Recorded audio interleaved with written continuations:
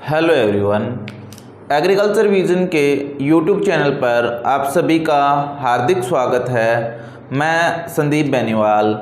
अपने पिछले वीडियो में बात कर रहे थे क्लास 11th के 10th लेसन में कैरेट तक बात कर ली थी, गाजर की फसल तक अपने बात कर ली थी। अपनी अगली फसल है 9 नंबर मूली। मूली के बारे में अपने उसी सीक्वेंस में अपने कंटिन्यू पढ़ेंगे कि मूली का वानस्पतिक नाम क्या होता है, कुल कौन सा होता है, मूली के लिए महत्वपूर्ण बिंदु कौन कौन से हैं, उसके बाद जलवायु, मृदा, बीज, खेत की तैयारी और बीज दर और बीजोपचार, और उसके बाद में उसकी सिंचाई, निराई गुड़ाई, खाद उर्वरक और रोग व कीट और उपज, इन सब टॉपिक्स की अपने इस वीडियो में चर्चा करेंगे। चलिए स्टार्ट करते हैं अपनी सब्जियों की खेती को।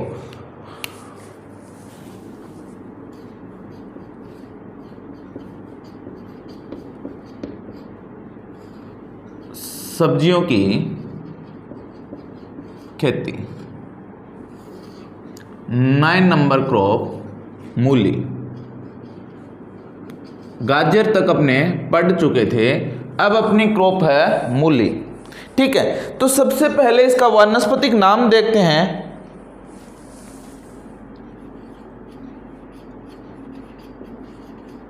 वानस्पतिक नाम, इसके बाद में इसका कुल देखते हैं, कुल कौन सा है। देखिए वानस्पतिक इसका नाम है Raphanus sativus. Raphanus sativus, Raphanus sativus इसका वानस्पतिक नाम है और ब्रेसिकेसी का कुल है। ब्रेसिकेसी। ठीक है, अब बात करते हैं कि मूली इतनी तीखी क्यों होती है। ठीक है, तो मूली के तीखे होने का कारण, चरपराहट का कारण आइसोथायोसाइनेट होता है। मूली में तीखापन,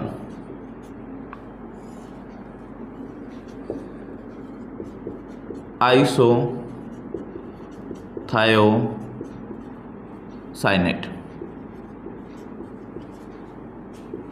मूली में तीखापन आइसोथायोसाइनेट के कारण होता है। ठीक है, आइसोथायोसाइनेट के कारण मूली में तीखापन होता है। मूली में और क्या होता है, मूली में विटामिन ए, विटामिन सी, खनिज लवण जैसे फॉस्फोरस प्रचुर मात्रा में होता है।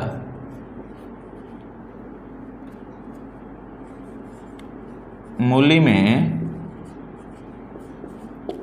विटामिन ए, सी, खनिज लवण, खनिज लवण कौन सा, फॉस्फोरस, फॉस्फोरस प्रचुर मात्रा में होता है।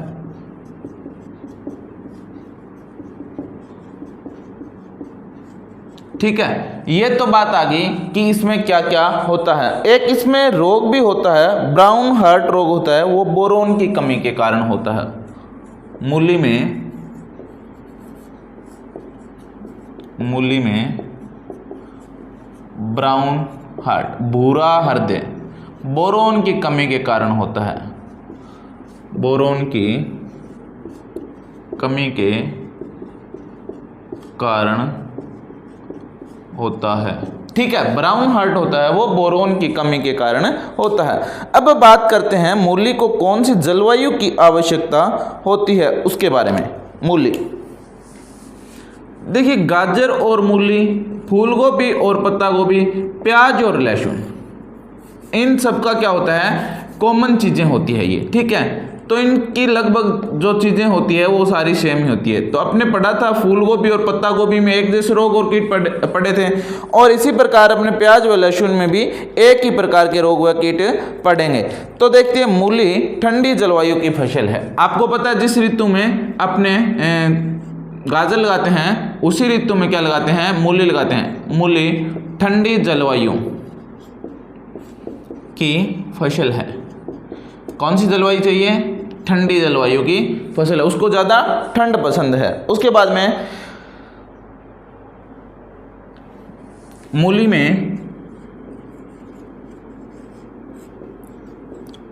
में सर्वोत्तम गंध व जो मूली की गंध होती है ना, सर्वोत्तम गंध व स्वाद के लिए 12 से 15 डिग्री सेंटीग्रेड तापमान उपयुक्त रहता है। ठीक है, मूली में जो सर्वोत्तम गंध होती है और स्वाद होता है वो 12 से 15 डिग्री सेंटीग्रेड तापमान पर अधिक होता है। अब बात करते हैं मृदा एवं खेत की तैयारी।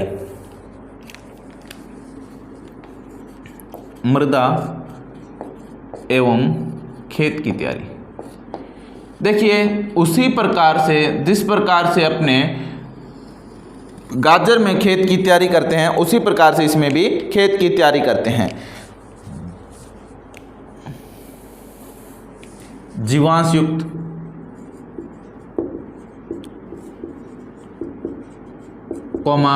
उचित जल निकास। ठीक है, ये तो लिखने वाली बात है। ठीक है, जीवांश युक्त होनी चाहिए, उचित जल निकास होना चाहिए, ब्लूई दोमट मृदा सर्वोत्तम रहती है। ब्लूई दोमट मृदा, ठीक है, ब्लूई दोमट मृदा क्या रहती है, सर्वोत्तम रहती है। अब बात करते हैं अपने खेत की तैयारी की। भुरभुरी बनाने के लिए एक जुताई होती है,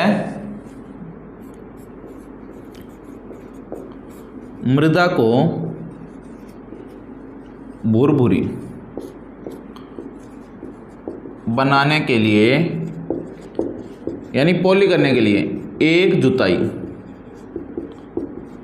मिट्टी पलटने वाले हल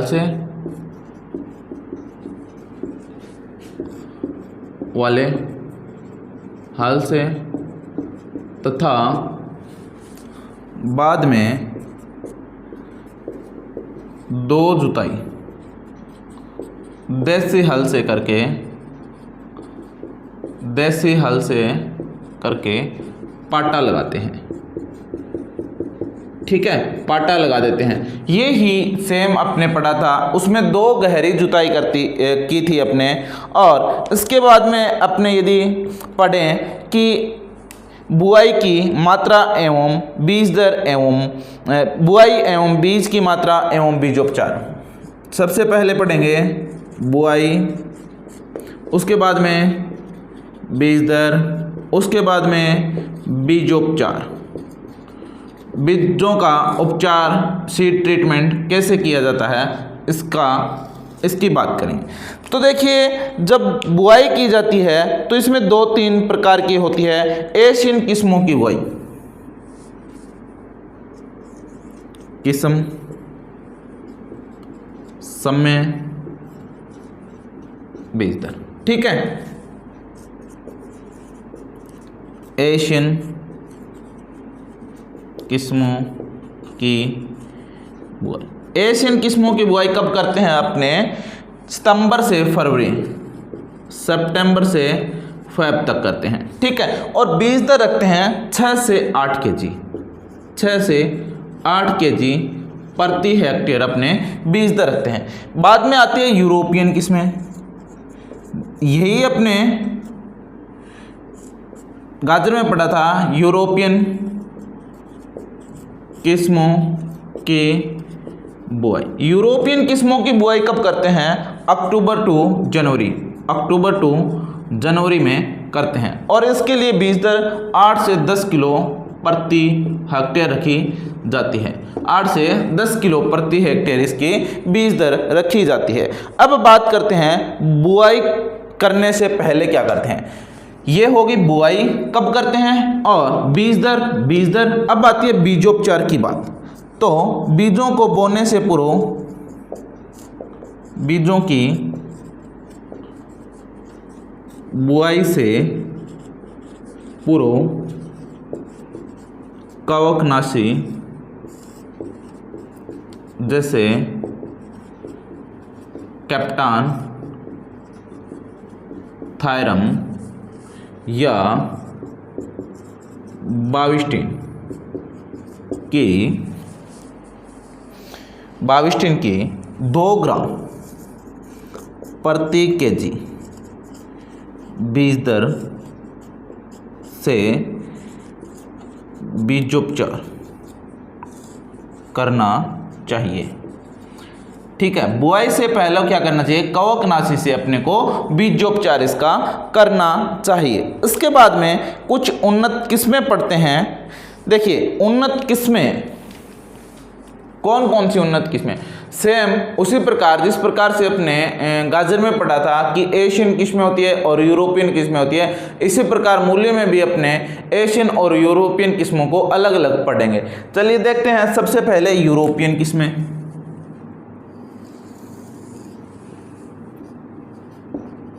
उन्नत किस्में, सबसे पहला आता है 1 नंबर पर यूरोपियन किस्में, यूरोपियन किस्में। और दूसरा आता है अपना एशियन किस्में। तो यूरोपियन किस्में मूली की कौन कौन सी है, लिखते हैं वाइट इसिकिल, वाइट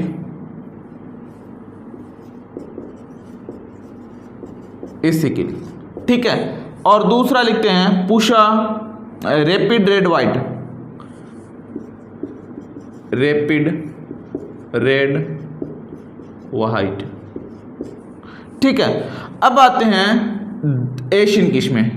एशियन किस्में में है जापानी वाइट, जापानी वाइट। मोस्ट ऑफ जिसमें वाइट लगा होता है वो मूली की किस्में होती है, क्योंकि मूली वाइट कलर की होती है। पुसा हिमानी, यह इंपॉर्टेंट किस्म है पुसा हिमानी, ठीक है, इसको याद रखना है। पुसा चेतकी, ये भी इंपॉर्टेंट किस्म है, ये दोनों इंपॉर्टेंट किस्म है, ठीक है, इन दोनों को याद रखना है। पुसा देसी, पुसा देसी, इसके बाद में पुसा रेशमी, और उसके बाद पुसा सफ़ेद, पुसा सफ़ेद के बाद में अर्का निशांत, अर्का निशांत, ठीक है। ये सारी है इंपॉर्टेंट किस्में, ये ज़्यादा 2 इंपॉर्टेंट ज़्यादा किस्में, इन दोनों को आप किस्मों को ज़रूर याद रखना। इसके बाद में अपने बात करते हैं कि खाद व उर्वरक। तो खाद व उर्वरक की बात करते हैं, खाद व उर्वरक। तो खाद व उर्वरक कितना देना चाहिए, तो अपने बात करें कि खाद व उर्वरक FYM वही 25 से 30 टन प्रति हेक्टेयर की, 20 से 25 टन, 20 से 25 टन प्रति हेक्टेयर की दर से अपने को खाद देना चाहिए। और नाइट्रोजन 30 kg प्रति हेक्टेयर, और फास्फोरस 45 kg प्रति हेक्टेयर, और पोटास कितना 45 kg प्रति हेक्टेयर की दर से अपने को देना चाहिए। नाइट्रोजन की आधी मात्रा देते हैं, नाइट्रोजन की आधी मात्रा, और आधी मात्रा जो होती है 2 भागों में बांट के 20 से 25 दिन,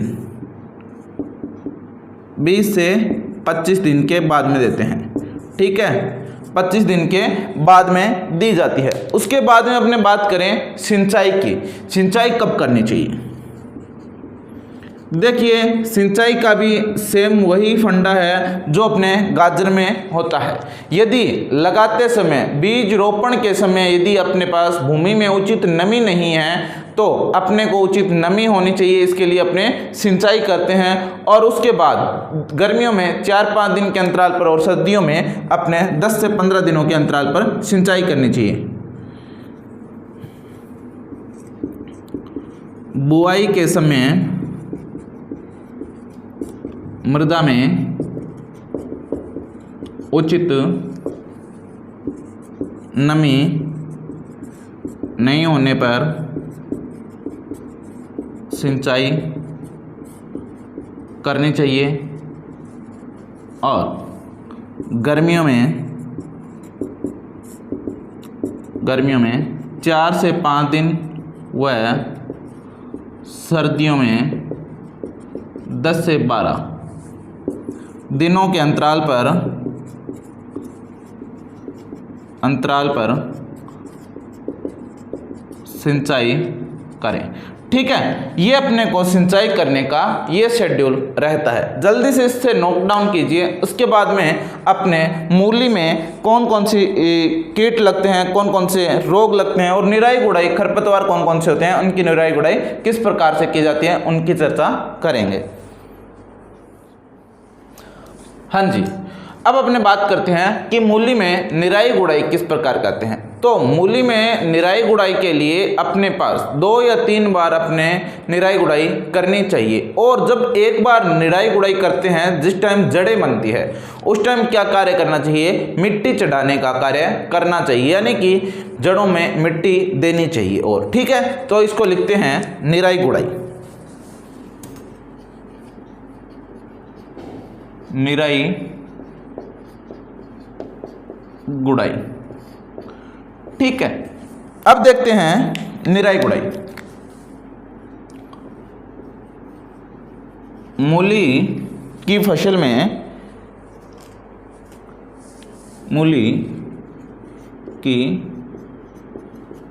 में प्रभावी खरपतवार नियंत्रण के लिए 2 से 3 निराई गुड़ाई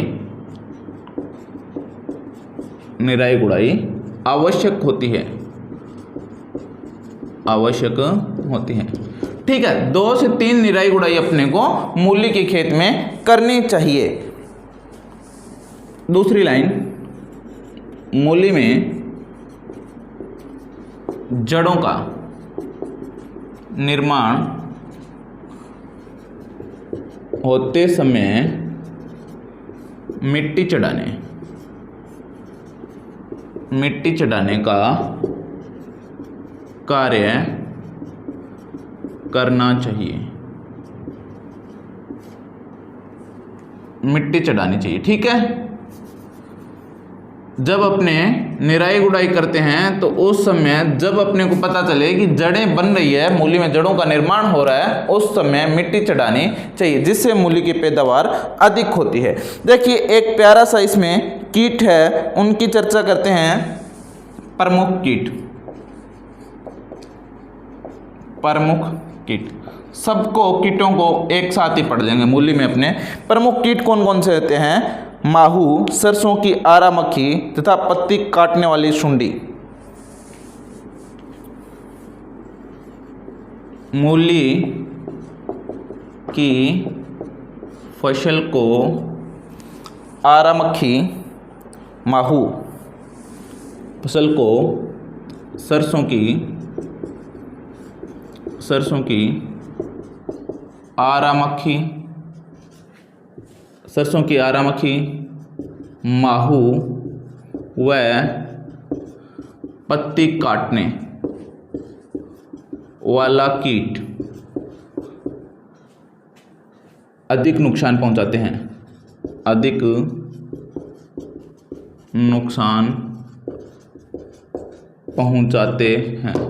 ठीक है, ये जो 3 कीट है, पत्ती काटने वाला कीट है, सरसों की आरा मक्खी, सरसों 12th क्लास में पढ़ेंगे, सरसों की आरा मक्खी, और जो माहू कीट होता है वो सबसे ज़्यादा नुकसान पहुंचाते हैं। इनकी रोकथाम के लिए अपने क्या करते हैं? मेलाथियोन 50 cc, इन सारों का इकट्ठा ही रोकथाम कर देंगे। मेलाथियोन 50 cc की 1.5 ml प्रति लीटर के हिसाब से घोल बनाकर छिड़काव करते हैं। ठीक है, ये अपने इन कीटों के लिए करते हैं। ठीक है, इसके बाद अपने प्रमुख रोग पढ़ते हैं। एक प्यारा सा रोग है सफ़ेद रोली रोग। प्रमुख रोग, ठीक है, एक ही रोग है सफ़ेद रोली रोग। सफ़ेद रोली रोग, ठीक है, ये मूली का प्रमुख रोग होता है, एक ही रोग होता है। इससे रोग प्रभावित निचली सतह पर धब्बे दिखाई देने लगते हैं। इस रोग से प्रभावित फसल प्रभावित पौधे की पत्तियों की निचली सतह पर सफ़ेद धब्बे दिखाई देते हैं। यह है इस कीट की रोग की प्रमुख विशेषता। इसकी रोकथाम के लिए मैनकोजेब। देखिए, रोग में एक पेस्टिसाइड इंसेक्टिसाइड आ रहा है और इसमें एक डिजीज़ के लिए एक ही अपने पास पेस्टिसाइड आ रहा है, इंसेक्टिसाइड और फंगिसाइड मोस्टली अपने यूज़ करते हैं इंसेक्ट के लिए, मैनकोजेब। मैनकोजेब 2 ग्राम प्रति लीटर पानी का घोल बनाकर छिड़काव करना चाहिए। छिड़काव करना चाहिए। यह है इस रोग से नियंत्रण करने का तरीका कि मैनकोजेब का 2 ग्राम प्रति लीटर घोल बनाकर छिड़काव करना चाहिए। अब आता है खुदाई व उपज। खुदाई व उपज, छोटी सी क्रॉप थी, बहुत अच्छी क्रॉप थी। खुदाई व उपज, मूली की फसल होती है, वो बुआई के 40 से 50 दिन बाद तैयार हो जाती है। मूली बुआई के 40 से 50 दिन बाद खुदाई के लिए तैयार हो जाती है। ठीक है, खुदाई अपने बुआई के 40 से 50 दिन बाद कर सकते हैं। यूरोपियन किस्मों की उपज, इनके अलग अलग उपज है। यूरोपियन किस्मों की उपज और दूसरा एशियन किस्मों की उपज, दोनों के अलग अलग उपज अपने देखते हैं। यूरोपियन की यदि उपज की बात करें तो 80 से 100 क्विंटल, 80 से 100 क्विंटल। यदि अपने एशियन की बात करें तो 200 से 250 क्विंटल उपज होती है। 200 से 250 क्विंटल प्रति हेक्टेयर उपज होती है। ठीक है, तो लेसन लेसन नहीं, ये मूली कंप्लीट होती है। लेसन तो अभी पालक, उसके बाद प्याज, उसके बाद में लहसुन, उसके बाद में कद्दू वर्गीय कुछ सब्जियां हैं, उनको एक साथ ही पढ़ते हैं। ठीक है, कद्दू वर्गीय में लगभग सब एक जैसी चीज़ें रहती हैं, उनकी किस्में और उनका वानस्पतिक नाम अलग रहता है, बाकी सारी चीज़ें कॉमन रहती, बिल्कुल कॉमन रहती है, इसलिए उनको अपने एक साथ ही पढ़ेंगे। वानस्पतिक नाम और आपको किस्मों की PDF है वो टेलीग्राम चैनल पर उपलब्ध करवा दी जाएगी, जिसका लिंक वीडियो के डिस्क्रिप्शन बॉक्स में दिया हुआ है। आप वहां जाके उसको ज्वाइन कर सकते हो और आप अपने दोस्तों के साथ शेयर कीजिए, वीडियो को लाइक कीजिए और अधिकतम कमेंट कीजिए। आपका कोई डाउट हो, आपकी कोई क्वेरी हो, आपका ये कोई सजेशन हो तो आप हमें कमेंट करके कमेंट बॉक्स में आप हमें बता सकते हैं। आपकी सजेशन पर विशेष ध्यान दिया जाएगा। धन्यवाद।